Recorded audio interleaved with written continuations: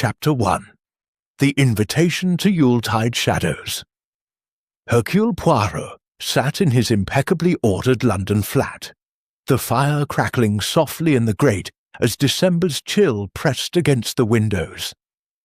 It was the 22nd of December, and the city outside was alive with the hurried bustle of Christmas preparations.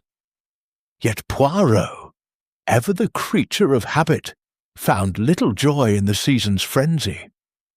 He preferred the symmetry of his moustache, the precision of his morning coffee, and the quiet satisfaction of a solved puzzle.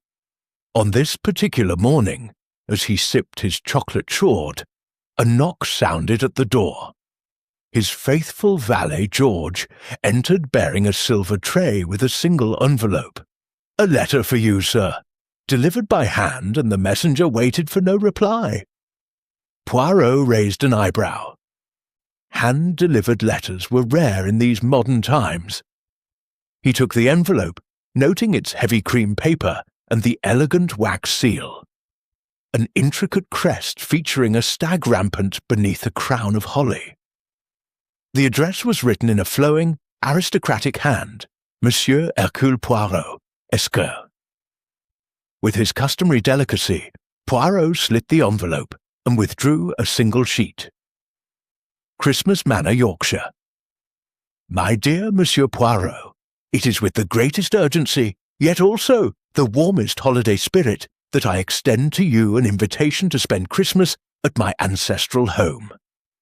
I have long admired your unparalleled intellect and discretion in matters of delicacy. There are certain disturbances here, whispers of an old family legend resurfacing, that I believe only a mind such as yours could lay to rest. The house shall be filled with guests for the Yuletide festivities, and your presence would be an honour. A car will collect you from King's Cross on the afternoon of the 23rd, should you accept. I implore you, come.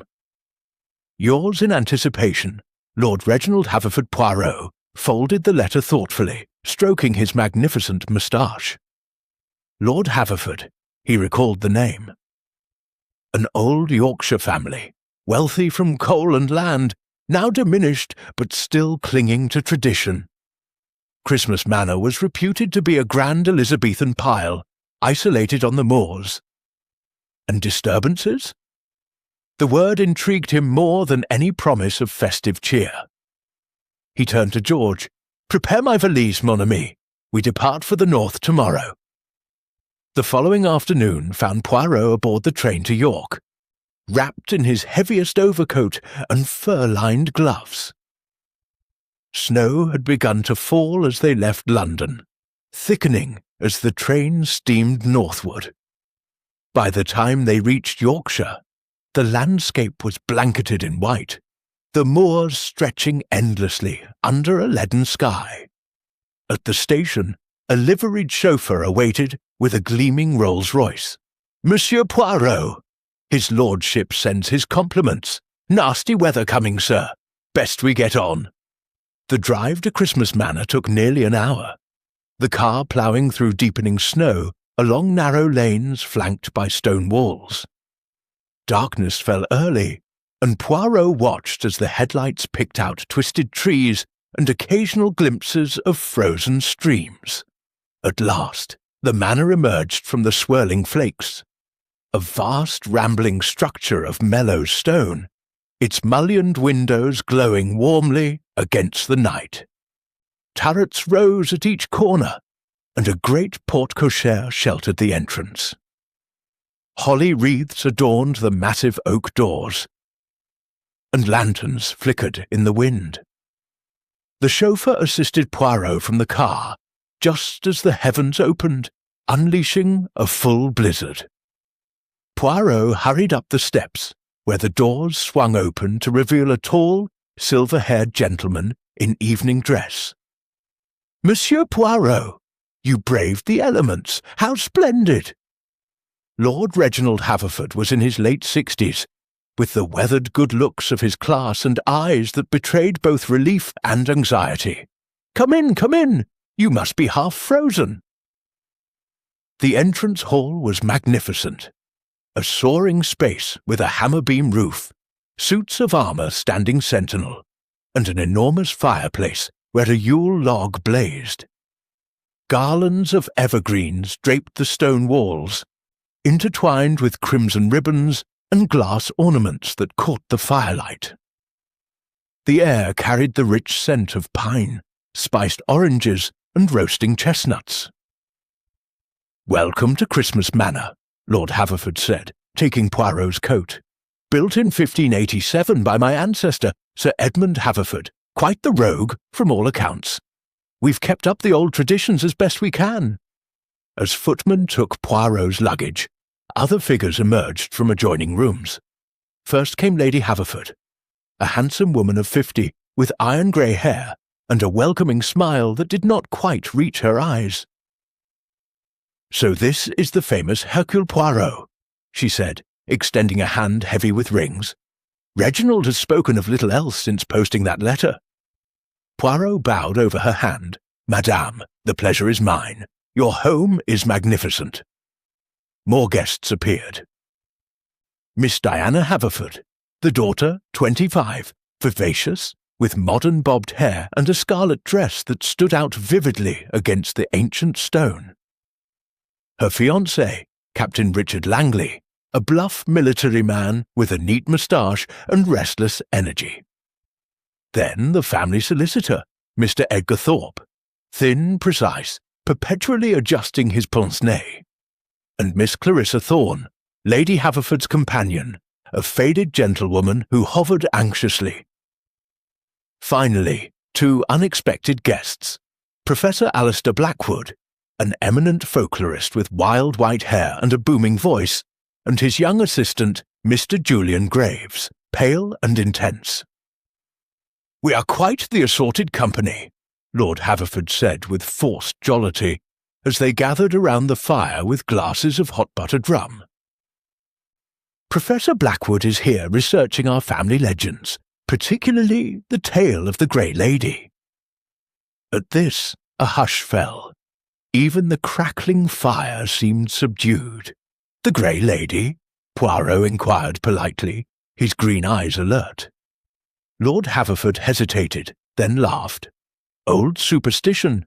They say Sir Edmund murdered his wife, Lady Eleanor, in a fit of jealous rage on Christmas Eve, 1599. Since then her ghost walks the Long Gallery at midnight during Yuletide, seeking justice. Complete nonsense, of course." "Yet disturbances have been reported," Professor Blackwood interjected eagerly. "Cold spots, footsteps, doors opening of their own accord. I was invited to document the phenomena scientifically." Diana laughed brightly. "Father only invited the professor because things have been getting worse. Last Christmas, Mrs. Bates, the housekeeper, swore she saw the Grey Lady on the stairs." "Nerves," Captain Langley said dismissively. "Country houses are full of draughts and creaking timbers."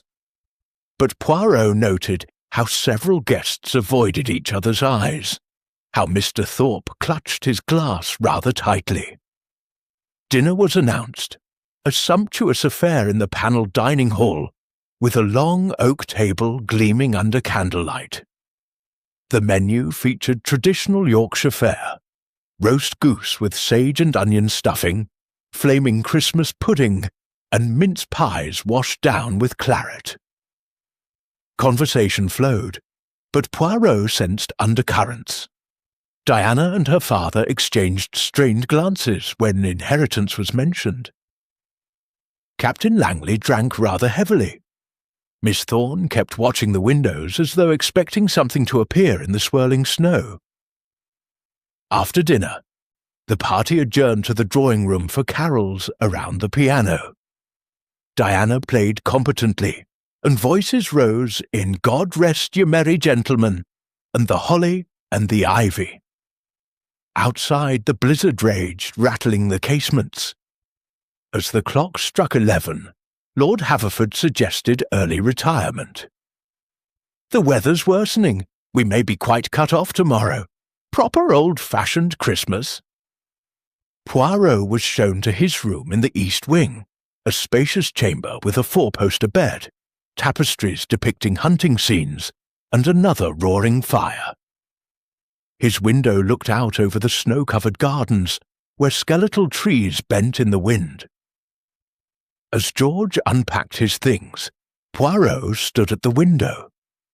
Somewhere in the darkness below, he thought he saw a light moving, a lantern perhaps. But when he looked again, it was gone. "Curious," he murmured. "This grey lady, one wonders." George, ever practical, merely inquired whether Sir required anything else before retiring. "Non, merci, George, though perhaps keep your ears open. In old houses, walls have ears, and sometimes voices." Alone at last, Poirot prepared for bed with his usual meticulous care, arranging his toiletries in perfect order. Yet, as he extinguished the lamp, he could not shake the feeling that Christmas Manor held more than mere holiday cheer. Somewhere in the ancient corridors, something waited, something that had drawn him here, not through festive invitation, but through the irresistible lure of mystery. Outside, the snow continued to fall, blanketing the manor in silence. And in that silence, Hercule Poirot listened, for the faint, impossible sound of footsteps that no living foot could make. Chapter 2. Whispers of the Ancestral Spectre. The morning of December 24th dawned cold and silent. Hercule Poirot awoke to a world transformed into a vast, unbroken expanse of white. Heavy snow had fallen throughout the night, and the blizzard showed no sign of abating. From his bedroom window, the gardens, the drive, and even the distant moors had vanished beneath a thick, undulating blanket. Only the tops of the tallest yew hedges remained visible, like dark islands in a frozen sea. Poirot dressed with his usual precision. Dark suit, perfectly knotted tie, and a heavy woolen waistcoat against the chill of the old house. As he adjusted his moustache before the mirror, he reflected that isolation suited a mystery. With no possibility of visitors or departures, every soul within Christmas Manor was trapped together until the weather broke. The little grey cells, he thought with satisfaction, would have an undisturbed field in which to work. Descending the grand oak staircase, Poirot found the household already gathered in the breakfast room. A long sideboard groaned under silver chafing dishes, devilled kidneys, kedgeree, grilled kippers, sausages, bacon, and poached eggs. Toast racks stood sentinel beside pots of Oxford marmalade and heather honey. Despite the hearty fare, the atmosphere was subdued. Lord Haverford stood at the window, staring out at the snow with a troubled expression. "We're properly cut off," he announced as Poirot entered. "The telephone lines are down, and Jenkins says the lanes are impassable. We shall have a true old-fashioned Christmas, whether we wish it or not." Lady Haverford poured coffee with steady hands. "At least we are well provisioned. The cellars are full, and the fires are laid." Diana Haverford, bright in a green morning dress, attempted cheer. "It's rather exciting, isn't it? Like being snowed in an Agatha Christie novel." She caught herself and coloured slightly. "No offence, Monsieur Poirot." "None taken, mademoiselle," Poirot replied with a twinkle. "Though in the novels of my esteemed friend, such isolation often precedes events." Captain Langley grunted over his plate of sausages. "Damned inconvenient, if you ask me. I was hoping to get up to the village for some decent cigars." Professor Blackwood, already seated with a notebook open before him, looked up eagerly. "Fascinating conditions for psychical research. Isolation heightens suggestibility. The veil between worlds grows thin in such circumstances." Mr. Thorpe, the solicitor, cleared his throat nervously. "Really, Professor, must we encourage such talk at breakfast?" But it was too late. The seed had been planted, and after the meal, when the party gathered in the great hall before a roaring Yule log, conversation inevitably turned to the legend of the Grey Lady. They arranged themselves in a loose circle of armchairs and sofas. Footmen brought mulled wine and plates of warm mince pies. Outside, the wind moaned around the eaves like a restless spirit. Lord Haverford, perhaps feeling the duty of host, began reluctantly. "I suppose we ought to give Monsieur Poirot the full story, since he's come all this way." He leaned forward, firelight playing across his lined face. "It begins, as these things do with murder. In 1599, Sir Edmund Haverford, my direct ancestor, was newly returned from the wars in the Low Countries. He was a hard man, violent-tempered and deeply jealous. His wife, Lady Eleanor, was renowned for her beauty. There were whispers, always whispers, that she had taken a lover, a young cavalier named Geoffrey de Lisle." Diana shivered dramatically. "They say Sir Edmund caught them together on Christmas Eve in the Long Gallery." "Precisely," her father continued. "In a rage, he struck de Lisle down with his sword and then turned on Eleanor. She fled, but he pursued her to the North Tower. There, at the top of the spiral stair, he threw her from the window into the courtyard below." A collective intake of breath. Even Captain Langley looked uncomfortable. "Both bodies were buried hastily," Lord Haverford went on, "but Sir Edmund's guilt, or perhaps fear of discovery, drove him mad. Within a year he had drunk himself to death. Since then, every Christmas, Lady Eleanor's spirit is said to return, walking the Long Gallery at midnight, searching for justice." Professor Blackwood could contain himself no longer. "The manifestations follow a clear pattern.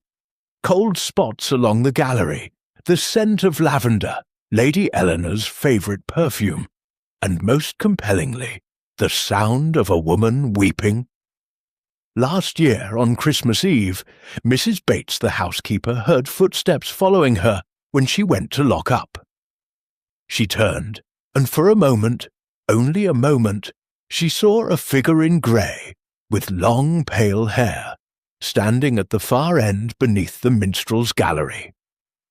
Miss Thorne, the companion, gave a little gasp and pressed a handkerchief to her lips. "But that's not all," the professor continued enthusiastically. "There are documented sightings going back centuries. In 1782, my predecessor in folklore studies recorded that the then Lord Haverford saw the apparition so clearly that he addressed it by name. It turned, looked at him with terrible sadness, and vanished through a solid wall." Poirot listened intently, his small green eyes moving from face to face. Lord Haverford looked embarrassed but resolute. Lady Haverford's expression was unreadable. Diana seemed thrilled by the drama, while Captain Langley affected boredom. Mr. Thorpe kept polishing his pince-nez with unnecessary vigour. "And these disturbances?" Poirot inquired gently. "They have increased recently?" Lord Haverford hesitated.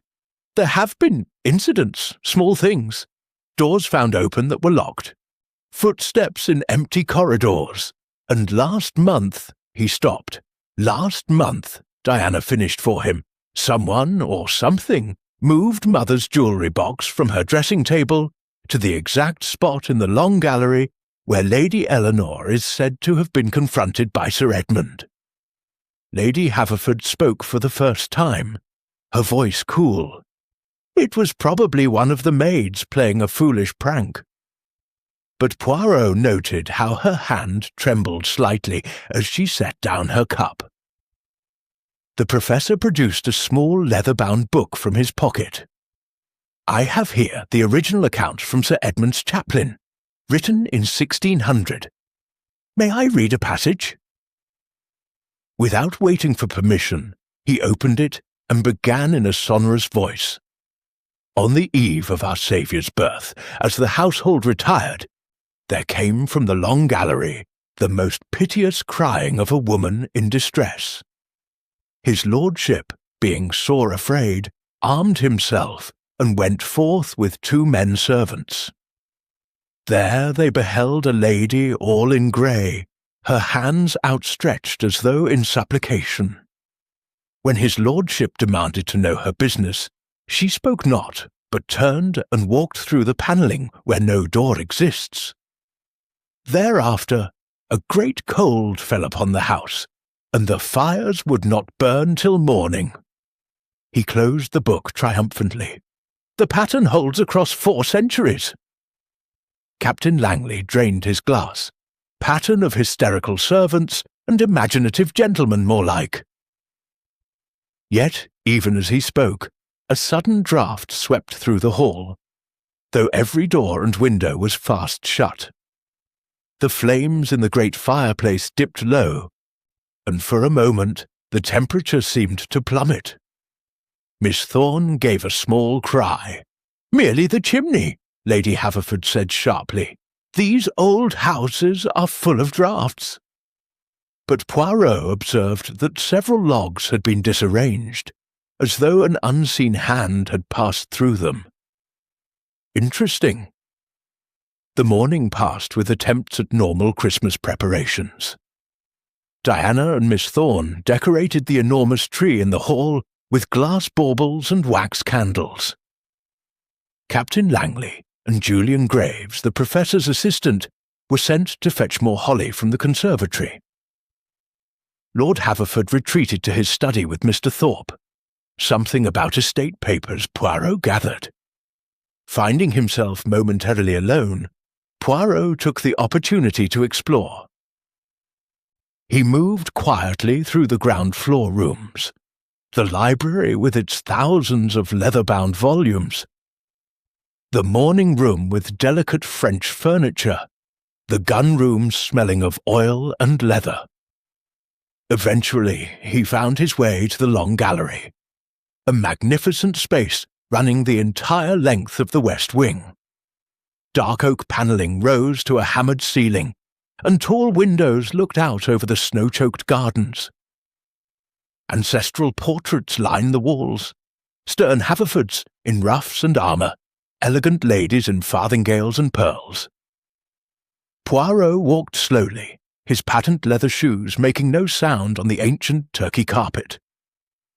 Halfway along, he paused before a portrait of a woman in grey silk, her pale hair dressed high.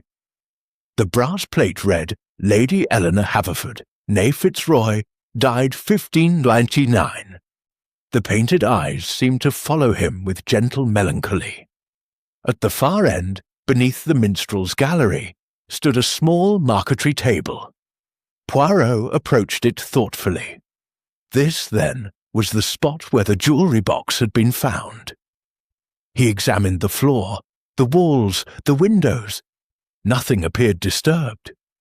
Yet, when he placed his hand on the panelling where the chaplain's account claimed the apparition had vanished, the wood felt distinctly colder than elsewhere. "Curious," he murmured. As he turned to leave, a faint sound reached his ears, the softest sigh, almost like a woman's breath. He spun around, but the gallery was empty. Only the portraits stared back in silent witness. Poirot stroked his moustache. Superstition? Suggestion? Or something more calculated? Returning to the main hall, he found the party reassembling for luncheon. The brief cold spell had passed, and the fire burned merrily again. But the legend had taken hold. Conversation throughout the meal circled back, inevitably, to ghosts and hauntings, despite Lady Haverford's attempts to redirect it to safer topics, like the King's upcoming Christmas broadcast. After luncheon, as snow continued to fall in thick, silent flakes, Professor Blackwood proposed a séance for that evening. Just a scientific experiment, he assured Lord Haverford, to test the conditions under controlled circumstances. To Poirot's surprise, Lord Haverford agreed, though with obvious reluctance. As the short winter afternoon faded into early darkness, Poirot retired to his room to think. The legend was compelling, certainly.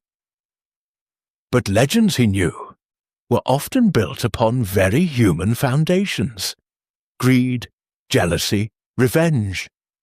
And in this isolated house, with its strained family relationships and unspoken tensions, the little grey cells whispered that the Grey Lady might prove to have very mortal origins indeed. Outside his window, the snow fell thicker than ever, erasing all traces of the world beyond Christmas Manor. Within its ancient walls, the stage was set, midnight approached. Chapter 3. The Midnight Apparition. The evening of Christmas Eve settled over Christmas Manor like a heavy velvet curtain. Outside, the blizzard had eased into a steady, silent snowfall, each flake drifting past the lighted windows in slow procession. Inside, the great hall glowed with candlelight from the newly decorated tree, its branches laden with glittering ornaments and tiny wax tapers that flickered like stars. Dinner had been a magnificent affair. Turtle soup, turbot with lobster sauce, saddle of mutton, and a towering boar's head garnished with bay leaves and rosemary. The table had sparkled with crystal and silver, and the conversation had been determinedly festive. Yet Poirot, seated between Lady Haverford and Miss Thorne, had sensed the underlying strain. Jokes fell flat. Glances were exchanged too quickly. Wine glasses were refilled too often. After dinner, the party repaired to the drawing-room, where Professor Blackwood's promised séance was to take place. A round mahogany table had been drawn up before the fire, and 12 chairs arranged around it. Heavy brocade curtains were drawn against the night, sealing the room in warmth and shadow. "I must protest," Lady Haverford said quietly to her husband as they entered. "This is unseemly on Christmas Eve." Lord Haverford patted her hand. "It's only a bit of fun, my dear. The Professor assures me it's purely scientific." Poirot took his seat with interest, placing himself between Diana Haverford and young Mr. Graves. The Professor sat at the head, his wild white hair haloed by the firelight. Candles were extinguished until only those on the table remained, casting long shadows across the faces of the assembled company.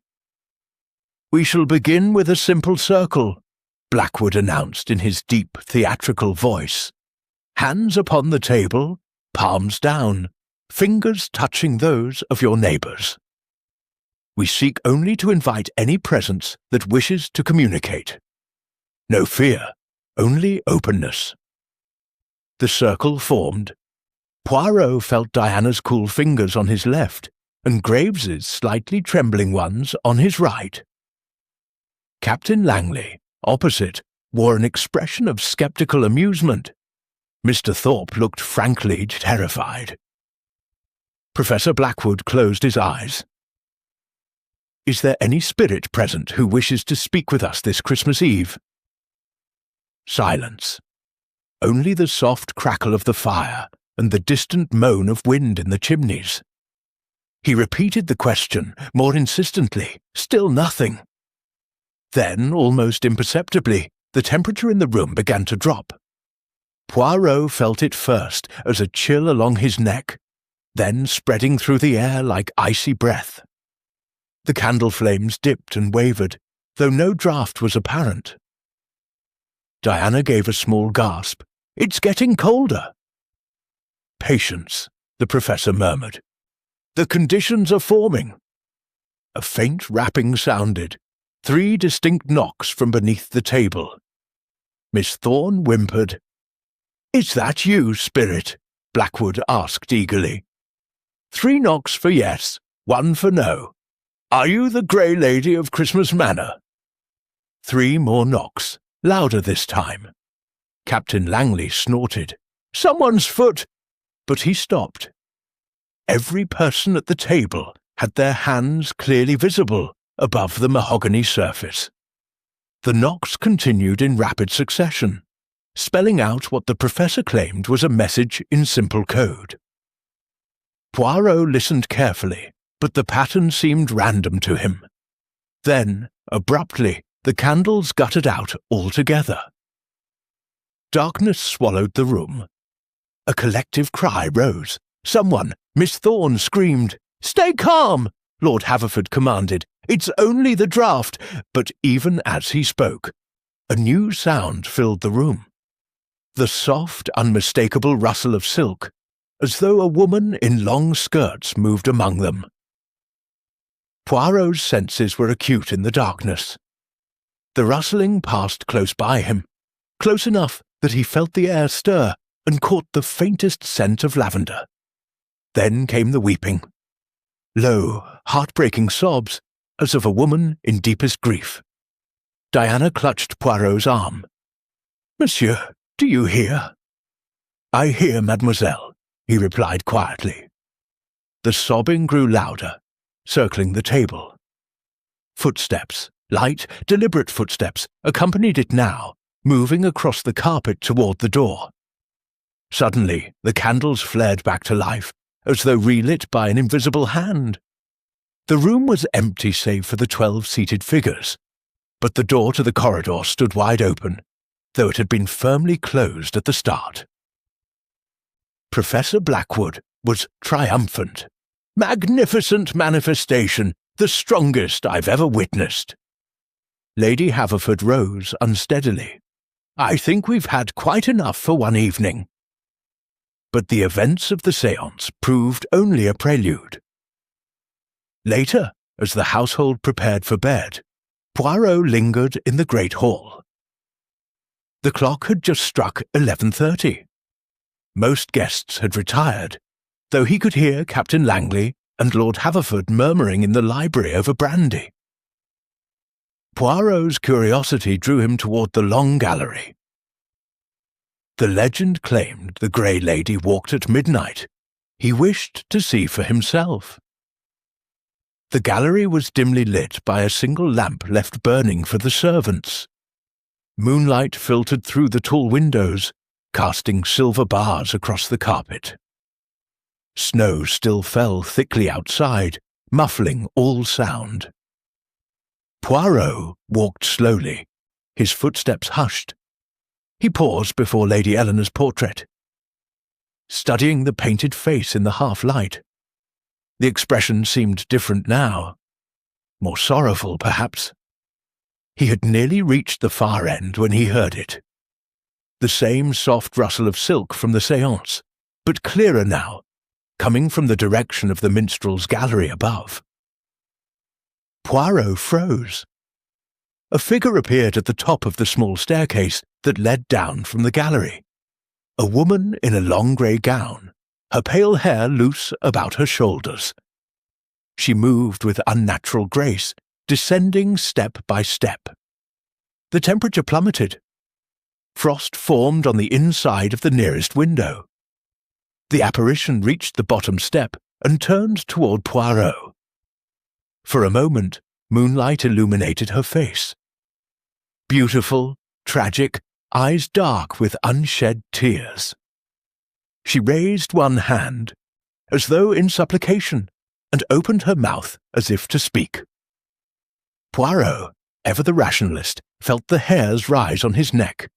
Yet he did not retreat. "Madame," he said softly in French, "what is it you wish to tell me?" The figure seemed to hesitate.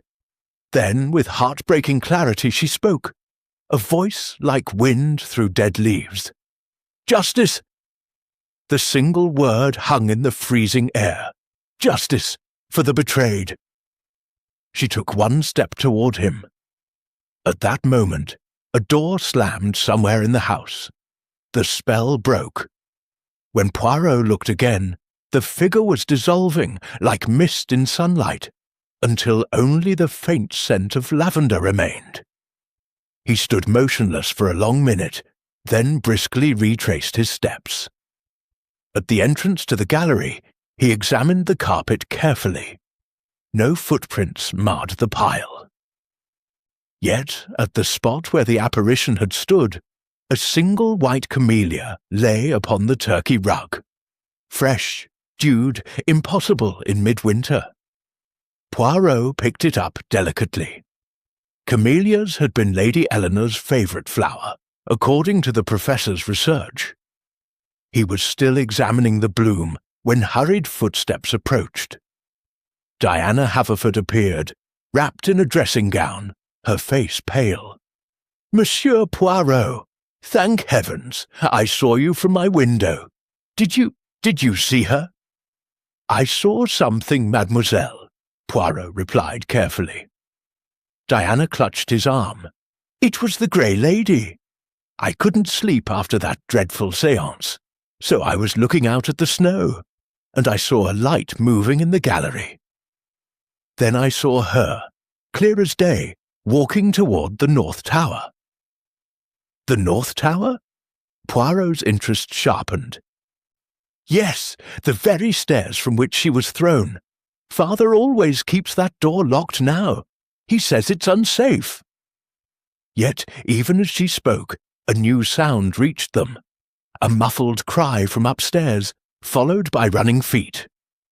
They hurried back to the main landing to find chaos. Miss Thorne stood outside Lady Haverford's door in hysterics, while servants clustered nearby. "Her ladyship!" the companion sobbed. "She's gone, vanished." Lord Haverford emerged from his wife's bedroom, face ashen. "The bed hasn't been slept in. Her dressing gown is still laid out, but she's not in any of the rooms."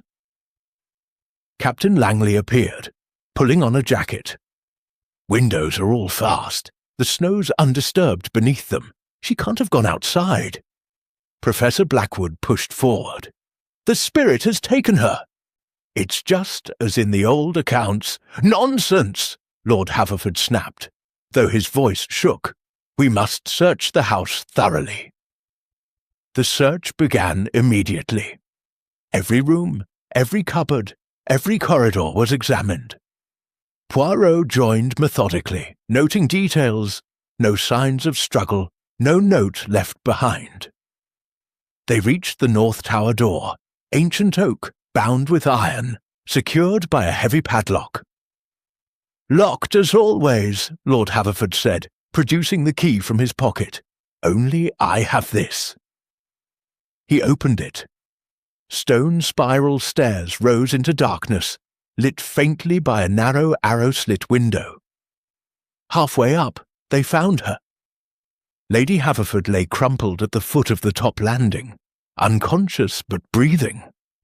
A bruise darkened her temple, and her nightgown was torn at the hem. "Good God!" her husband cried, kneeling beside her. Poirot examined the scene swiftly. Fresh scuff marks on the dusty steps, a faint lavender scent lingering in the air, and on the stone beside Lady Haverford's hand, another white camellia. As servants carried her ladyship back to her bed, Poirot lingered, his mind racing. 2 apparitions in one night. A disappearance and discovery in a locked tower. Flowers that could not exist in December. Coincidence, suggestion, or something far more calculated? The house settled into uneasy quiet as Lady Haverford was tended, concussed, but expected to recover. Midnight had passed, Christmas Day had begun, yet Poirot did not sleep. He sat by his fire until dawn, turning the camellia in his fingers, the little grey cells working furiously. The Grey Lady walked indeed.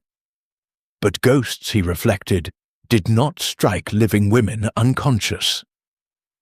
Nor did they leave floral tributes that could be purchased only in far-off hothouses. No, this was no restless spirit seeking justice, This was a very living person, creating terror for a purpose. And on this Christmas morning, Hercule Poirot resolved to discover what that purpose was, before the ghost claimed another victim. Chapter 4. Secrets Beneath the Mistletoe. Christmas morning broke grey and still. The snow had ceased during the night, leaving the world outside Christmas Manor muffled and luminous under a thick white shroud. No tracks marred the lawns, no smoke rose from distant chimneys. The isolation was absolute. Hercule Poirot descended early, finding the great hall empty, save for a maid tending the Yule log. The enormous tree glittered forlornly, its candles unlit. The events of the previous night had cast a pall over the festivities. Lady Haverford remained in her bedchamber, under the care of Miss Thorne and the housekeeper, Mrs. Bates, a stout, sensible Yorkshire woman who had brought sal volatile and cold compresses. The doctor from the village could not reach them. The lanes remained impassable. Lady Haverford had regained consciousness briefly at dawn, complaining of headache and confusion, but could remember nothing of how she came to be on the tower stairs. Poirot took a solitary breakfast of coffee and toast in the morning room, turning over the facts in his mind. 2 camellias, the scent of lavender, a locked tower entered by persons unknown, and an apparition seen by multiple witnesses, himself included. He was finishing his second cup when Lord Haverford entered, looking as though he had not slept. "Monsieur Poirot," he said heavily, "might I have a private word?" They withdrew to the library, a warm, book-lined sanctuary smelling of leather and old paper. Lord Haverford closed the door and poured himself a small brandy despite the hour. "I owe you an apology," he began. "I invited you here under false pretenses. It was not mere disturbances that prompted my letter. There is more." Poirot waited, hands folded neatly in his lap. "The family is facing ruin," Lord Haverford said bluntly. "Debts, gambling, poor investments, death duties from my father's time. The estate is mortgaged to the hilt. If something is not done soon, Christmas Manor will have to be sold." He paced before the fire. "My daughter Diana's engagement to Captain Langley was meant to save us. He is wealthy, new money from armaments, but the marriage settlement has not yet been signed. Lately he has been hesitant." Poirot's eyes gleamed. "And you fear these ghostly manifestations may frighten him away entirely?" "Precisely. He is a practical man. Superstition does not sit well with him. And now, with my wife injured—" Lord Haverford's voice cracked. "Someone is trying to destroy what little hope we have left." "Someone within the house," Poirot observed quietly. Lord Haverford stopped pacing. "You believe it is no ghost?" "I believe, mon ami, that ghosts do not strike ladies on the head, nor leave hothouse flowers in December. But tell me, why do you keep the North Tower locked?" "An old family decision. After a cousin fell on those stairs in the last century, my grandfather had it sealed. The key hangs in my study. Only I possess it. Yet Lady Haverford had been found there. Interesting." The morning passed with subdued attempts at Christmas observance. Gifts were exchanged in the drawing-room. Perfume for Diana, a gold cigarette case for Captain Langley. Leather-bound books for the Professor. Poirot received a handsome edition of Shakespeare from his host, and presented in return small tokens he had brought from London. Silk handkerchiefs, a box of Belgian chocolates. Beneath the polite ritual, tension simmered. Captain Langley was noticeably cool toward Diana, who responded with brittle gaiety. Mr. Thorpe, the solicitor, spent much of the time in murmured conference with Lord Haverford. Professor Blackwood and his assistant Graves were observed taking measurements in the long gallery with tape and thermometer, to the annoyance of the servants. After a light luncheon of cold goose and salad, the younger members proposed outdoor exercise. The snow was deep but crisp, and a walk in the gardens might lift spirits. Poirot declined politely. He detested cold feet, but watched from the window as Diana, Captain Langley, and Julian Graves set out, muffled in coats and scarves. They headed toward the walled rose garden, long neglected but still beautiful under snow. From his vantage, Poirot noted that Diana and the captain walked apart, while young Graves hovered attentively near the girl. Interesting. He turned instead to quiet investigation. While the house was relatively empty, he made his way to Lady Haverford's bedchamber. Miss Thorne admitted him reluctantly. Her ladyship lay propped against pillows, pale but composed. A purple bruise marked her temple. "Monsieur Poirot," she greeted him weakly. "Reginald says you are trying to make sense of this madness." "I try always to make sense, madame. May I ask, do you recall anything of last night after retiring?" She frowned. "I undressed and got into bed. I thought I heard music, faint like a lute. Then a draught, cold air. I rose to close the window, but it was already fast. After that, nothing until I woke here." "Music!" Poirot's interest quickened. "A lute! I may have dreamed it. These old houses creak and whisper." But Poirot recalled the minstrel's gallery above the long gallery, once home to musicians in Elizabethan times. He thanked her and withdrew, pausing in the corridor outside. The scent of lavender lingered faintly here, too. Lady Haverford's perfume was rosewater, he had noted. On impulse, he sought out Mrs. Gushby Bates in the still room. The housekeeper was a practical woman of 50, unimpressed by ghosts. "Seen her myself, sir," she admitted when Poirot broached the subject. 3 years ago on the stairs, but I don't hold with frightening folks. Someone's playing tricks, mark my words." "These camellias," Poirot said, producing the slightly wilted bloom he had kept. "Where might they come from?" Mrs. Bates examined it knowingly. "Hothouse, sir. We've none here. The conservatory glass broke last winter, and his lordship couldn't afford repairs. Nearest would be Lord Ashbury's place, 10 miles off, or the florist in York. Both unreachable in this weather." "And lavender," he pressed. "Plenty dried in the linen cupboard, sir. We use it for sachets. Fresh would be impossible now." Poirot nodded thoughtfully.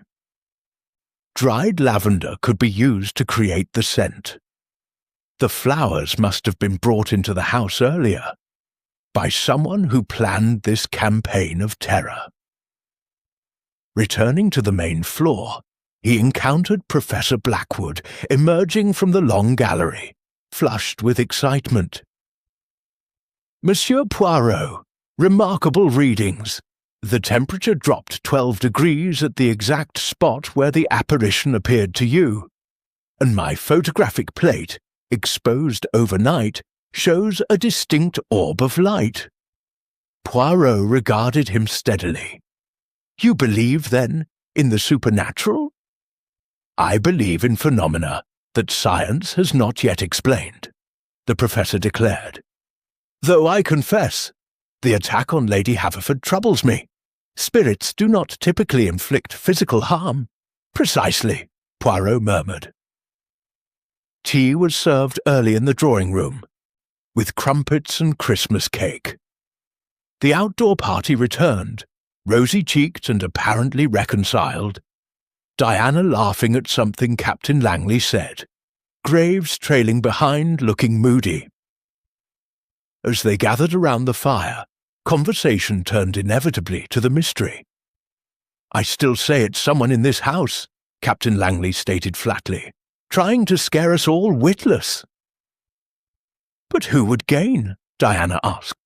"And how did they get Mother into the locked tower?" Mr. Thorpe cleared his throat.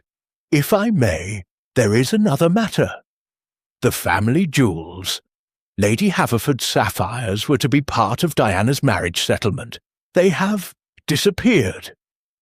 A stunned silence fell. Lord Haverford went white. "When?"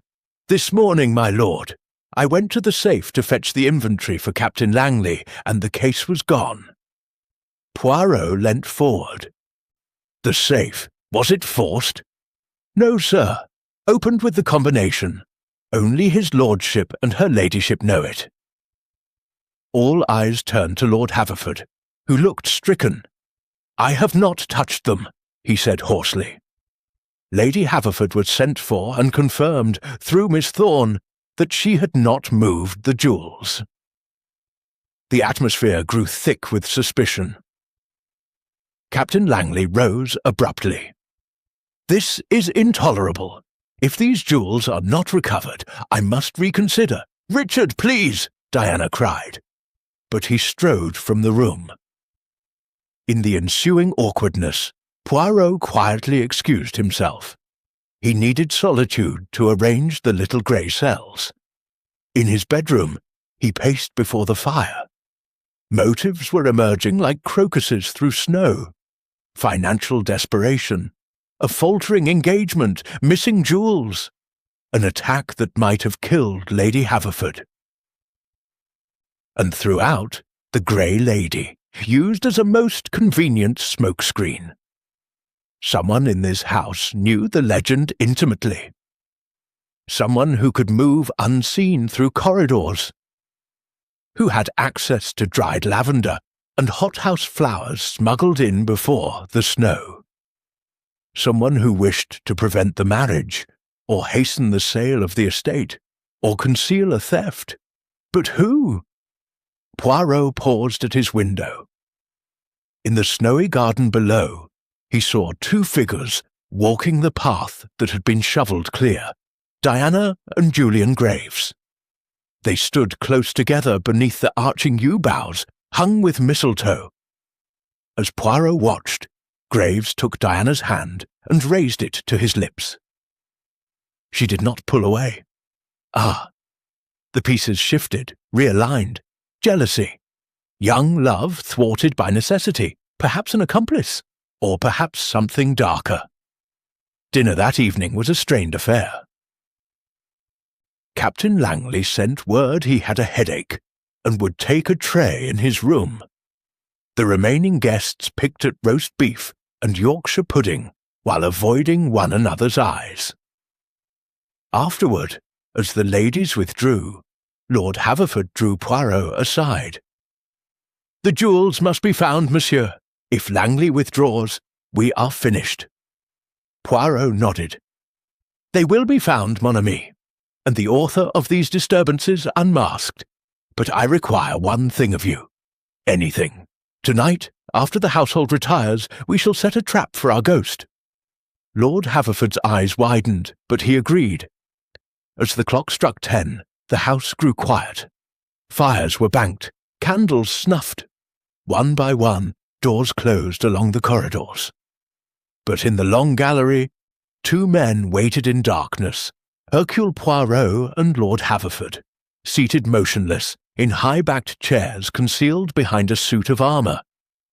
The trap was baited, and somewhere in the ancient house, the Grey Lady prepared to walk again. Chapter 5. Clues in the snow-covered grounds. The house slept uneasily on the night of Christmas Day. Fires burned low in the grates, and the ancient timbers creaked as though sharing secrets with the wind. In the long gallery, however, two men remained wide awake. Hercule Poirot and Lord Haverford sat in darkness behind a suit of armour at the northern end, near the door to the north tower. A single candle, heavily shaded, gave just enough light for them to see the length of the gallery without revealing their presence. The Turkey carpet stretched before them like a silent river. The ancestral portraits watched with painted indifference. Midnight came and went. The great clock in the hall struck 1, then 2. Nothing stirred. At 2:30, Lord Haverford shifted impatiently. "Perhaps she will not come tonight," he whispered. "Patience, mon ami," Poirot murmured. "Our ghost is cautious. She knows the house is on edge after last night's events." They waited. At 3:10, a faint sound reached them, the softest click of a latch from the southern end. A sliver of light appeared as a door opened, then vanished. For footsteps, almost inaudible, began to move along the carpet. A figure emerged into the faint moonlight filtering through the high windows. A woman in a long grey gown, pale hair unbound, carrying a small lantern that cast an eerie glow. She moved slowly, deliberately, pausing now and then as though listening. Lord Haverford tensed beside Poirot, but the detective laid a restraining hand on his arm. The apparition approached the spot beneath the minstrel's gallery, where the first camellia had been found. There she stopped, raised the lantern, and seemed to gaze at Lady Eleanor's portrait. A low sigh escaped her, half sorrow, half theatricality. Then she continued toward the North Tower door. Poirot watched intently. The figure reached the door, produced a key from the folds of her gown, and inserted it into the padlock. The lock opened with a faint scrape. She slipped through, closing the door softly behind her. Lord Haverford could contain himself no longer. "That's my key! How dare—" "Silence!" Poirot hissed. "We follow, but at a distance." They waited a full minute before moving. Poirot took the shaded candle. Lord Haverford carried the key he had retained. At the tower door they paused. Faint footsteps echoed on the spiral stairs above, ascending. Together they entered and climbed cautiously. The stone steps were icy cold, their breath clouded in the air. Halfway up, the footsteps ceased. A dim light glowed from the landing above. They reached the top to find the grey figure standing at the narrow window, lantern at her feet, staring out over the snowbound landscape. Her back was to them. Lord Haverford raised his candle. "Diana!" he exclaimed in a strangled voice. The figure whirled. It was indeed Diana Haverford, her face pale beneath the powder she had used to whiten it. Her dark hair concealed beneath a pale wig. The grey gown was an old theatrical costume from the attics. "Father," she faltered. "Monsieur Poirot!" Lord Haverford looked devastated. "My own daughter! Why?" Diana's composure cracked. Tears welled in her eyes. "I didn't mean to hurt Mother. I swear it. I only wanted to frighten everyone, to stop the marriage." Poirot stepped forward. "Mademoiselle, you will explain everything. But first, descend with us to the warmth. These stairs are no place for confessions." They returned to the library, where Poirot kindled the fire to a bright blaze. Diana sat huddled in a chair, the grey gown draped about her like a shroud. Lord Haverford poured brandy with shaking hands. "It began as a foolish prank," Diana began, voice trembling. "Julian, Mr. Graves, and I, we fell in love almost from the moment Professor Blackwood arrived with him in November. But Father needed Richard's money so desperately. I felt trapped." Lord Haverford flinched but said nothing. "So Julian and I devised a plan.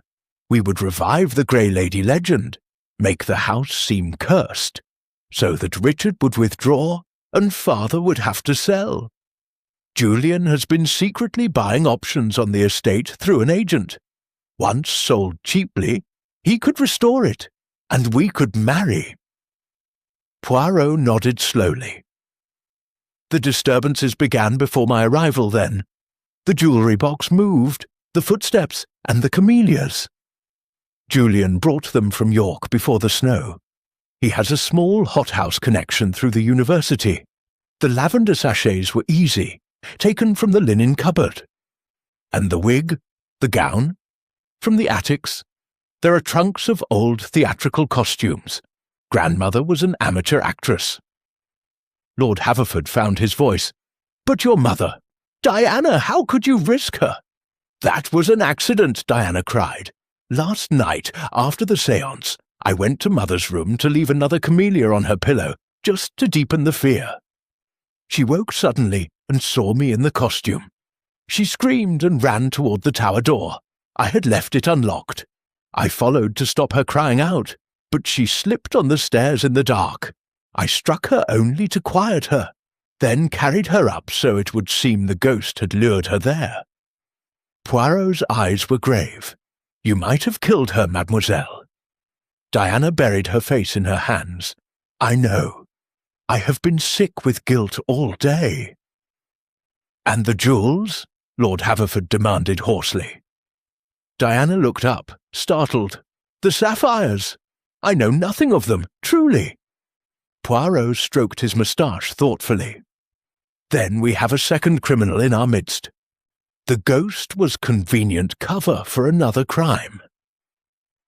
Dawn was beginning to pale the windows when they concluded the interview. Lord Haverford, shattered but resolute, declared he would deal with his daughter privately, no police, for the family's sake. Julian Graves would be dismissed and warned never to approach Diana again. But Poirot was not satisfied. As Lord Haverford escorted the weeping Diana to her room, Poirot slipped outside through a side door into the crisp morning air. The snow lay unbroken across the gardens, save for one set of footprints leading from a ground-floor window of the east wing to the old conservatory and back. The east wing, where Professor Blackwood and his assistant had their rooms. Poirot followed the tracks. The conservatory door stood ajar, though it had been locked since the glass breakage last year. Inside, amid broken panes and dead vines, he found fresh evidence. A small bundle, wrapped in oilskin, buried beneath a pile of leaves. He opened it carefully. Lady Haverford's sapphire necklace, earrings and brooch gleamed coldly in the morning light. Ah, Poirot murmured. The professor, or more likely his pale young assistant, saw opportunity in the chaos. While we were all distracted by ghosts, a thief struck. He rewrapped the jewels and returned to the house. Breakfast was a sombre meal. Diana did not appear. Captain Langley announced coldly that he was ending the engagement. Ghosts or no ghosts, he wanted no part of such a family. Lord Haverford accepted it with weary dignity. After the meal, Poirot requested that the entire household assemble in the great hall. When all were gathered, servants included, he stood before the Yule log and addressed them calmly. Mesdames et messieurs, the mystery of the Grey Lady is solved. She was no spirit, but a very human young lady, attempting to alter her destiny through terror. The attack on Lady Haverford was unintended, and the manifestations cease as of this morning. Relief rippled through the room. Professor Blackwood looked disappointed, his grand phenomena reduced to costume drama.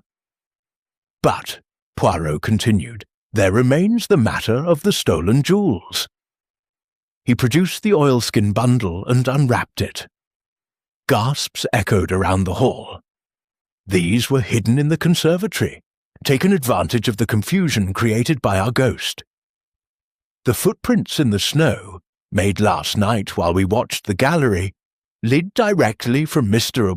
Graves's window. Julian Graves went deathly pale. It was you, monsieur, who saw the safe combination when Lord Haverford opened it yesterday morning. You who waited until the house was distracted by the ghost hunt to steal them. planning to retrieve them once the snow melted and suspicion had passed. Graves tried to bluster, but under Poirot's steady gaze, he crumbled. "I needed the money," he muttered. "The professor pays me nothing. And when Diana told me her plan, it seemed the perfect moment." Lord Haverford looked at him with contempt. "You will leave this house today, sir. The jewels are recovered. I will not prosecute for Diana's sake. But if you ever return to Yorkshire, you will face the full weight of the law." Graves was escorted to pack his bag. Professor Blackwood, mortified, announced he would depart with his disgraced assistant as soon as the roads cleared. The house exhaled. By afternoon, weak winter sunshine broke through the clouds. Servants began clearing paths. The snow started to melt from the eaves in long icicles. Lady Haverford, informed privately by her husband, sent word that she forgave Diana and wished to see her. Poirot stood at his bedroom window, watching the transformation. The snow-covered grounds, so full of hidden clues hours before, now revealed their secrets openly. The footprints to the conservatory, a dropped camellia half buried near the rose garden, even the faint outline where the Grey Lady had practiced her walk, all so clear in daylight. He smiled a little. Another mystery resolved by order and method. The supernatural banished by the light of reason. Yet, as he turned away, a final thought struck him. The jewels had been recovered, the ghost unmasked, the marriage ended, but Lord Haverford's debts remained. Christmas Manor was still doomed unless a new buyer appeared. Poirot's eyes narrowed thoughtfully. Perhaps, after all, young Mr. Graves's options on the estate might yet prove useful. Perhaps a quiet word with a certain Belgian financier of Poirot's acquaintance. But that was for another day. For now, the house was at peace. The Yule log burned brightly, and outside the snow began its slow retreat, taking with it the last shadows of the Grey Lady. Chapter 6. The Eve of Revelations. December 26th brought a thaw. Weak sunshine filtered through thinning clouds, and water dripped steadily from the eaves of Christmas Manor. Paths had been cleared through the snow. The outside world felt close again, yet no one had departed. Professor Blackwood and Julian Graves remained, the former claiming he needed to document the debunking for his records, the latter silent and sullen under Lord Haverford's watchful eye. Hercule Poirot, however, was not content. He had risen early and spent the morning in quiet observation. The recovery of the jewels and the unmasking of Diana's ghostly masquerade had restored a fragile calm to the household, yet certain details continued to disturb the perfect symmetry of his solution. Firstly, the attack on Lady Haverford. Diana's confession that she had struck her mother only to silence her rang true in its panic, but Poirot disliked loose ends. Secondly, the precision of the manifestations, the cold spots, the scent, the weeping heard during the séance. An accomplice? Or had Diana been more practiced than she admitted? And thirdly, most troubling, Captain Langley's abrupt withdrawal. The captain had declared the engagement broken at breakfast, citing the unstable atmosphere of the house, and had spent the day closeted in the gun-room cleaning rifles that needed no cleaning. Poirot required clarity. On this, the eve of final revelations, he would force the truth into the open. After luncheon, cold cuts and pickled beets eaten in near silence, Poirot requested a private word with Lord Haverford in the study. "Mon ami," he began, settling into a leather armchair. "Your family crisis is resolved, yes? The jewels returned, the false ghost banished, the unsuitable engagement ended. Lord Haverford nodded wearily. Thanks to you, monsieur. Though the cost, Diana is heartbroken. And we are no nearer saving the estate. That is not yet concluded, Poirot said mysteriously. But first, I must ask, do you trust everyone remaining in this house? Haverford frowned. After yesterday? Hardly. Precisely. There is one thread still dangling. I propose we gather everyone this evening in the Long Gallery. We shall recreate the conditions of Christmas Eve. A second séance, if you will permit the term, under my direction. Lord Haverford looked alarmed. Another séance? After what happened to my wife? No spirits will be invited, Poirot assured him. Only truth, and I shall ensure no harm comes to anyone. Reluctantly, Haverford agreed. The rest of the afternoon passed in strained activity. Diana kept to her room. Lady Haverford, much recovered, came downstairs for tea but spoke little. Miss Thorne fluttered anxiously, fetching shawls and cushions.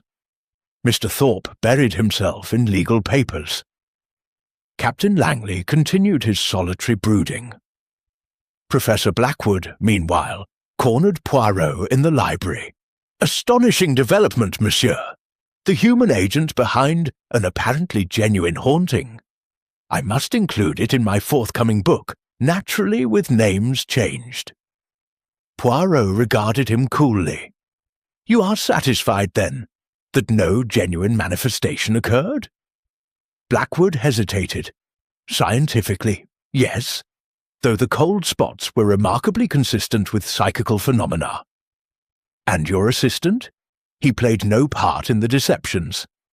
Graves? Certainly not. The boy is a thief, I grant you, but hardly capable of such elaborate theatre. Poirot merely smiled.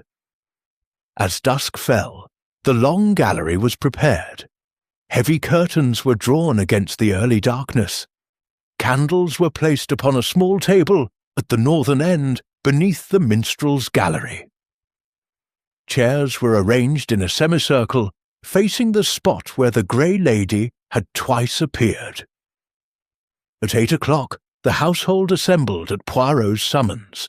Lord and Lady Haverford, Diana, pale but composed, Captain Langley, Mr. Thorpe, Miss Thorne, Professor Blackwood, and Julian Graves.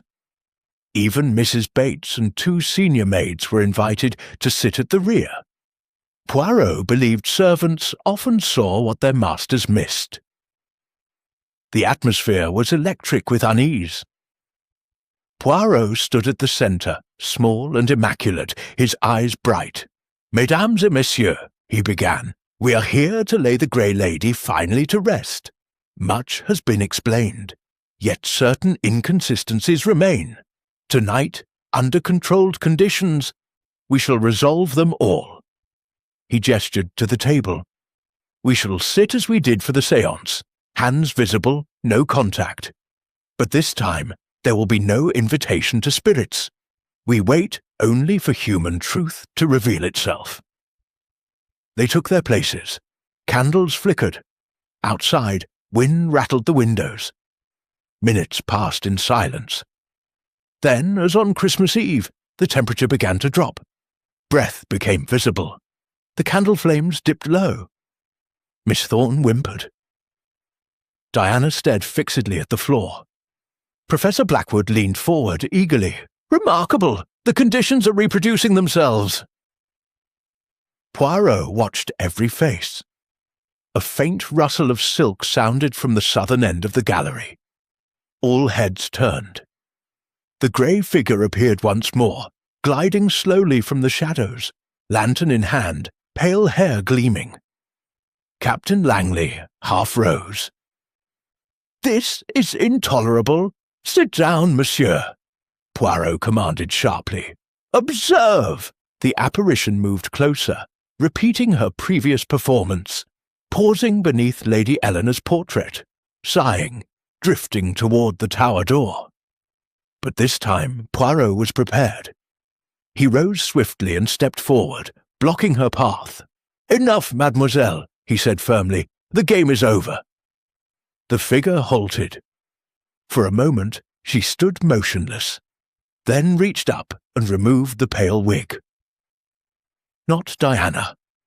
Miss Clarissa Thorne stood revealed, her own mousy hair pinned tightly, her face defiant beneath the white powder. Gasps echoed through the gallery. "Clarissa!" Lady Haverford cried. The companion lifted her chin. "Yes, my lady, it was I." Lord Haverford looked thunderstruck. "But why?" Miss Thorne's voice trembled, yet she spoke clearly. "Because I have loved you, Reginald, for 20 years. Ever since I came here as companion to your wife after your son's death. You were kind to me, kinder than anyone ever was. And I watched you sink deeper into trouble, ready to sell everything to that vulgar soldier for money." Captain Langley bristled, but Poirot raised a hand for silence. "I could not bear it," Miss Thorne continued, "when I overheard Diana and young Graves plotting their foolish ghost. I saw my chance. I encouraged them, supplied the old costume from the attics, showed Diana the secret passage from the minstrel's gallery that leads behind the panelling." A secret passage? Poirot's eyes gleamed. That explained the vanishing in the chaplain's account. "I performed most of the manifestations myself," Miss Thorne said. "The footsteps, the weeping during the séance, the cold spots. I used blocks of ice from the ice house wrapped in cloths hidden beneath my gown. The scent was my own lavender water." "And the attack on Lady Haverford?" Poirot asked quietly. Miss Thorne's defiance cracked. Tears filled her eyes. "That was unintended. On Christmas Eve, after Diana's first appearance frightened everyone, I waited in the passage. When her ladyship fled in panic, I tried to stop her at the tower stairs. We struggled. She fell. I only meant to keep her quiet until morning, so the terror would force Captain Langley away." Lady Haverford stared at her companion of 2 decades, shock and pity mingling on her face. Diana spoke for the first time. "You used me. You let me believe I was responsible. I protected you," Miss Thorne said fiercely. "When suspicion might have fallen on you, I continued the appearances to keep attention on the ghost." Professor Blackwood found his voice. "Extraordinary! A dual haunting, genuine human agency producing classic psychical effects." Poirot ignored him. "And the camellias, mademoiselle. I ordered them from York months ago for Christmas decorations. They were delivered just before the snow. I thought they added a touching detail." Captain Langley rose. "This is madness. The house is a bedlam. I'm leaving at first light, roads or no roads." "No need, monsieur," Poirot said calmly. "The haunting ends tonight. Miss Thorne will depart with the Professor and Mr. Graves tomorrow. The jewels are restored. The estate, that is for Lord Haverford to decide." He turned to the companion. "You acted from love, mademoiselle, misguided criminal love, but love nonetheless. I think no charges will be pressed." Lord Haverford, face lined with sorrow, nodded slowly. "No police. Clarissa, you will pack tonight. I shall provide a pension, enough to live quietly elsewhere, but you cannot stay." Miss Thorne bowed her head. Tears fell silently onto the grey gown. The candles were relit fully. The gallery seemed to warm as though the house itself exhaled. As the company dispersed in stunned silence, Poirot lingered with Lord and Lady Haverford. "There is one more matter," he said quietly. "The estate. I have taken the liberty of telegraphing, before the lines went down, a business acquaintance in Brussels. He is interested in purchasing Christmas Manor, not to dismantle it, but to restore it as a historical trust, with favourable terms for your family to remain as custodians." Lord Haverford stared. You would do that? For the sake of justice, and an old house that deserves to live, Poirot replied. Lady Haverford pressed his hand. You have given us more than a solution to a mystery, monsieur. You have given us hope. In the corridor outside, Poirot encountered Diana. She looked young and vulnerable, without her usual bravado. I was a fool, she said simply. Thank you for protecting me. Learn from it, mademoiselle, Poirot advised gently. Love one honestly is the only kind worth having. She nodded, eyes bright with unshed tears. Later, as Poirot prepared for bed, he stood at his window, watching moonlight silver the melting snow. The grounds lay peaceful. No ghostly figure walked. The Grey Lady had been laid to rest, not by exorcism but by truth. Tomorrow the roads would clear, guests would depart. Life at Christmas Manor would begin anew, scarred, perhaps, but healed. Hercule Poirot smiled into the darkness. Another triumph for the little grey cells. And somewhere in the ancient walls, he fancied, the real Lady Eleanor, betrayed and murdered 4 centuries ago, might at last be at peace. Chapter 7. Unmasking the Phantom. The morning of December 27th arrived crisp and bright.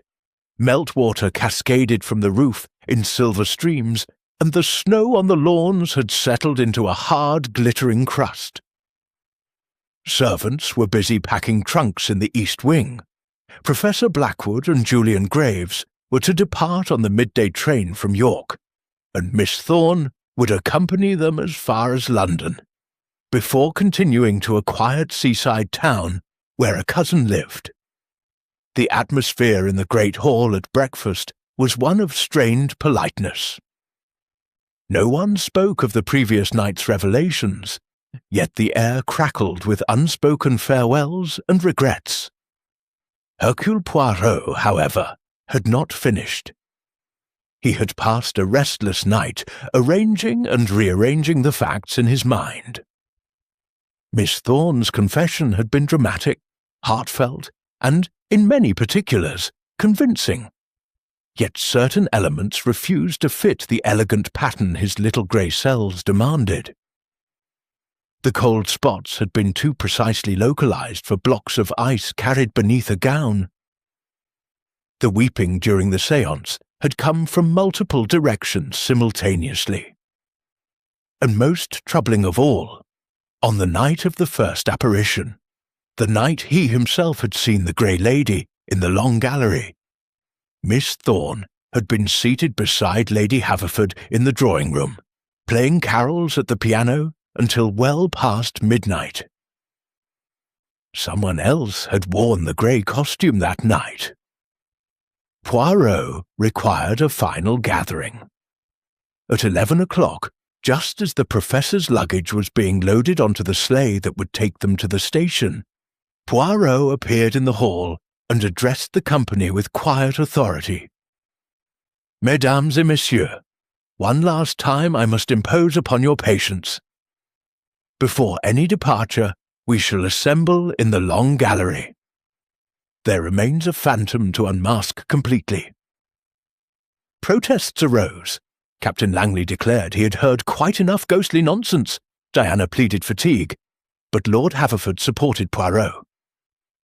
Monsieur Poirot has earned our trust, he said firmly. We will hear him out. Reluctantly, the household gathered once more in the Long Gallery. Sunlight now streamed through the tall windows, laying bright bars across the carpet and robbing the space of much of its menace. The ancestral portraits looked down with stern disapproval. Poirot stood beneath Lady Eleanor's portrait, hands clasped behind his back. "We have had confessions," he began, "and dramatic revelations. Yet the true author of these disturbances, the one who planned them from the beginning, has not yet spoken. I speak now of a crime far older than misplaced love or youthful rebellion. I speak of murder. A shocked silence fell. "Murder," Lord Haverford echoed. "But my wife is recovering. I do not speak of Lady Haverford." Poirot interrupted gently. "I speak of a murder attempted 4 nights ago, on Christmas Eve, in this very gallery." All eyes turned instinctively to the spot where the first camellia had lain. Poirot continued. "On that night, I myself encountered the Grey Lady. She spoke to me, one word only, justice. At the time, I believed it part of the masquerade. But ghosts do not speak, mes amis, and they do not attempt to push living men from tower windows." Captain Langley started. "What are you implying?" "I imply nothing, monsieur. I state facts. That night, after the apparition dissolved, I examined the North Tower stairs more closely than I admitted. I found scuff marks, not only from Lady Haverford's fall the following night, but older marks, higher up, where a struggle took place. Marks made by gentlemen's boots. And on the stone sill of the arrow-slit window, a thread of military greatcoat wool." Langley's face darkened. Professor Blackwood cleared his throat nervously. "But surely—" Poirot raised a hand. "Let us reconstruct. The disturbances began weeks ago. Small things to build fear. Then, on Christmas Eve, the true plan was set in motion. The apparition appeared to me here, luring me towards the tower. Had I followed more closely, I might have been pushed from the window, my death blamed on the ghost. But I am cautious, and the attempt failed." Diana gasped. "Who would want to kill you, Monsieur Poirot?" "No one, mademoiselle. I was not the intended victim. I was merely in the way." He turned to face the company fully. The intended victim was Lord Haverford himself. Lord Haverford went pale. "Me? Yes, mon ami. Think, you invited me here because of the disturbances. The murderer needed to stop investigation before it began. But when I arrived, despite the snow, the plan changed. The ghost would drive away Captain Langley, and with him, the money that would save the estate. Financial ruin would force sale, and who stood to gain most from that sale?" All eyes turned slowly to Mr. Edgar Thorpe, the family solicitor. The thin man adjusted his pince-nez with trembling fingers. "This is absurd. I have served this family faithfully for 30 years. "Faithfully?" Poirot's voice was soft but relentless. "Or profitably? I made inquiries, monsieur, through friends in London before the telephone lines failed. You have been quietly buying up the mortgages on this estate through anonymous companies. When Lord Haverford defaulted, the property would be sold at forced auction, to you, at a fraction of its value." Thorpe's face drained of colour. "You needed the hauntings to frighten away Captain Langley's money. You encouraged the legend, perhaps even suggested to Professor Blackwood that he apply to study here. You supplied Miss Thorne with the idea of using the secret passage. She confided in you as the family confidant. Miss Thorne gave a small cry. He told me it would only be harmless tricks to save the house." "Harmless," Poirot repeated. "Yet when Diana and Graves began their own scheme, you saw greater opportunity. You took the costume yourself on Christmas Eve, appeared to me, attempted to lure Lord Haverford to the tower when he investigated noises, but he sent servants instead." Thorpe tried to speak, but Poirot pressed on. "The jewels, you took them to deepen the chaos, planning to discover them later and appear the hero. The attack on Lady Haverford, unplanned but useful. Everything to hasten ruin." Captain Langley stepped forward angrily. "If this is true, it is true," Poirot said quietly, "and there is proof. In your room, Monsieur Thorpe, wrapped in legal papers in your dispatch case, you will find the grey gown, the wig, and the remaining camellias. Also, a notebook detailing the mortgage purchases. Lord Haverford turned to his footman. "Search his room, now!" Thorpe made a sudden bolt toward the door, but Captain Langley, military instincts sharp, seized him by the collar and held him fast. Minutes later, the footman returned with the incriminating bundle. The gown still carried faint traces of lavender water. The notebook listed transactions in Thorpe's precise hand. The solicitor crumpled. I only wanted the house. It should have been mine. My family served the Haverfords for generations, yet received nothing when the debts mounted." Lord Haverford looked at him with profound sadness. "You could have come to me, Edgar. We might have found a way." But Thorpe only shook his head. Professor Blackwood, ever the scientist, murmured, "Extraordinary! A triple-layered deception, youthful love, jealous devotion, and cold greed." Poirot allowed himself a small smile. The Grey Lady served many masters, but in the end she served justice. Arrangements were made swiftly. Mr. Thorpe would be taken to York by Captain Langley himself and delivered to the authorities. Charges of attempted murder, theft, and fraud would be laid. Miss Thorne, her role minor and unwitting in the greater crime, would still depart quietly with her pension. Graves's theft of the jewels would be overlooked in light of the larger events. As the sleigh departed an hour later, carrying Blackwood, Graves, Thorne, and the handcuffed Thorpe, the remaining household stood on the steps, watching it vanish down the newly cleared drive. Lady Haverford leaned on her husband's arm. Diana stood close beside them, the family drawn together by shared ordeal. Captain Langley, his departure postponed, cleared his throat awkwardly.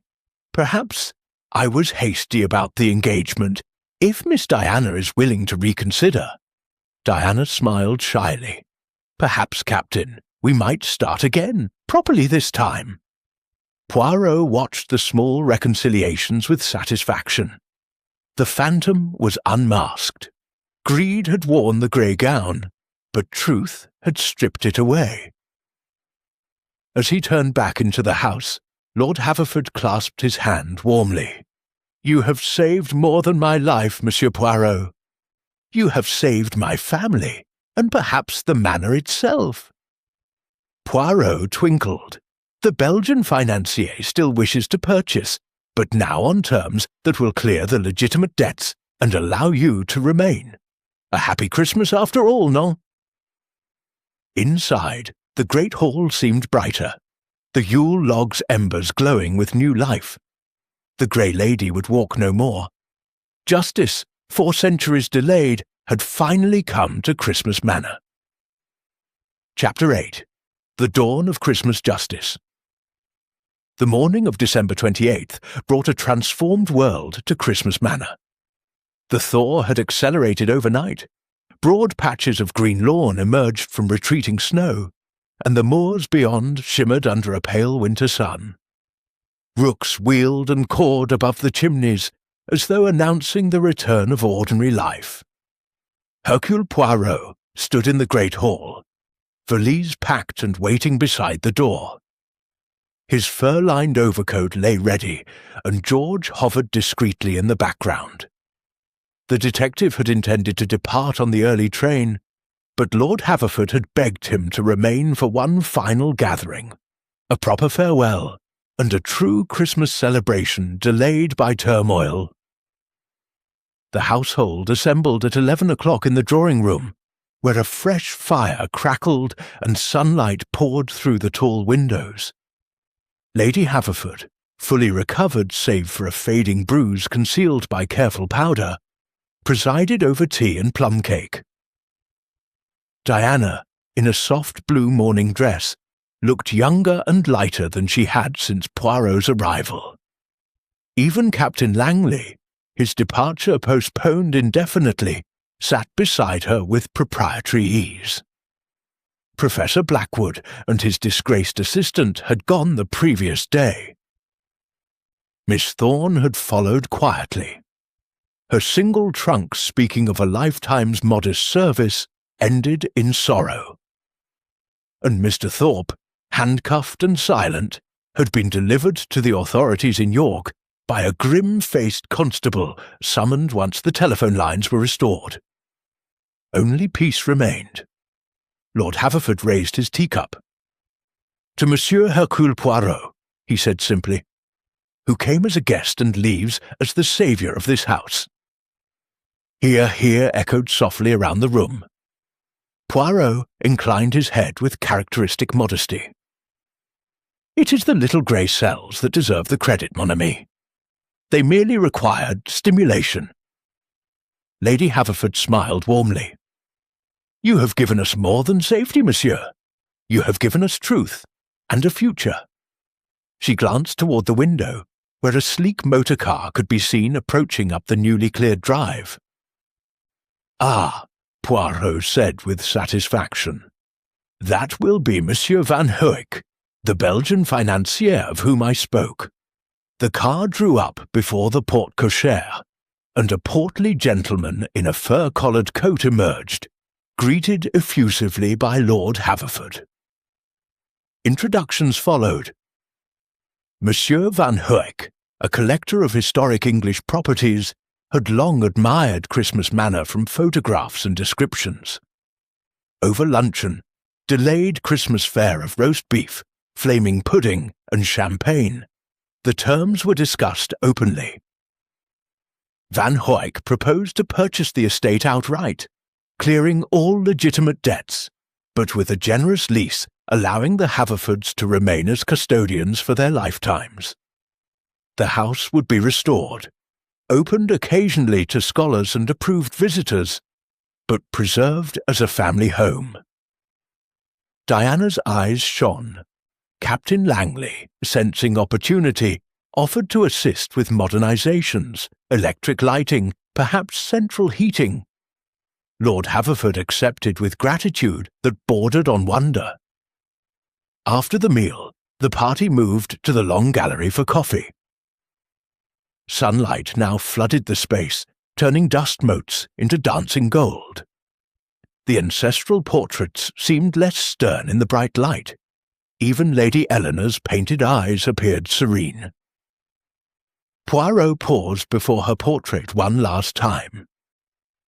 "You see, madame," he murmured to the long-dead lady, "justice comes, though it tarry 400 years."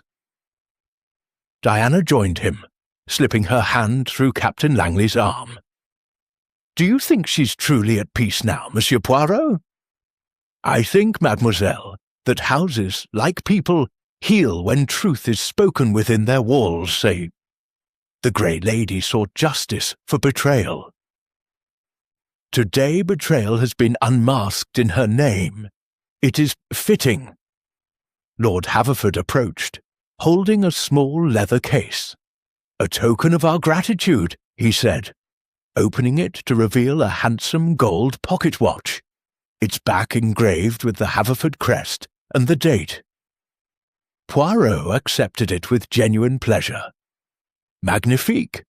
I shall treasure it always, and wind it with particular care." Laughter rippled, light, genuine laughter that had been absent too long from these ancient rooms. Later, as Poirot's car, a comfortable Daimler arranged by Van Hoeyck, waited to take him to the station, the entire household gathered on the steps to see him off. Lady Haverford pressed a small parcel into his hands, Belgian chocolates she had somehow procured from York. Diana kissed his cheek shyly. Captain Langley shook his hand with military vigour. Even the servants lined the steps, Mrs. Bates bobbing a curtsy, and the footmen touching their caps. Lord Haverford's farewell was simplest and deepest. "You came as a stranger, on a winter's night," he said, voice thick. "You leave as a friend forever." Christmas Manor and the Haverfords owe you everything." Poirot twinkled. "I came for a mystery, mon ami. I leave with the greatest gift of all, a happy ending." He climbed into the car, George beside him, and waved as they moved down the drive. In the rearview mirror, he watched the little group on the steps. Family reunited, future secured, framed against the mellow stone of the manor, glowing in winter sunlight. As the car turned onto the main road, Poirot leaned back against the leather upholstery, stroking his moustache with contentment. Another case concluded, order restored from chaos. Justice served with precision, and yet, as the Moors rolled past and York Station approached, a small smile played about his lips, for in his pocket, beside the new gold watch, lay one final white camellia, pressed carefully between sheets of tissue. The last bloom from the Grey Lady's hothouse tribute. A souvenir, perhaps, or a reminder that even in the most rational of solutions, a touch of mystery may linger, like the faint, impossible scent of lavender on a winter's breeze. Back at Christmas Manor, as the sun set on the shortest days of the year, the great Yule log finally burned to embers in the hall. Servants sang carols softly in the kitchens. Diana and Captain Langley walked the newly revealed gardens, planning spring plantings. Lord and Lady Haverford sat before the fire, hands entwined as in their youth. And in the long gallery, as twilight gathered and the first stars appeared, a servant passing on her duties paused for a moment. She could have sworn, just for an instant, that a breath of cold air stirred the Turkey carpet, and the faint rustle of silk sounded from the minstrel's gallery above. But when she looked up, nothing moved. Only moonlight silvered the ancient panelling, and Lady Eleanor's portrait smiled gently down. The servant smiled too, shook her head at fancy, and went about her work. The Grey Lady had walked her last. On this dawn of true Christmas justice, peace had come to Christmas Manor at last. And in the quiet heart of the old house, 4 centuries of sorrow dissolved like melting snow, leaving only warmth and light and the promise of many merry Christmases yet to come.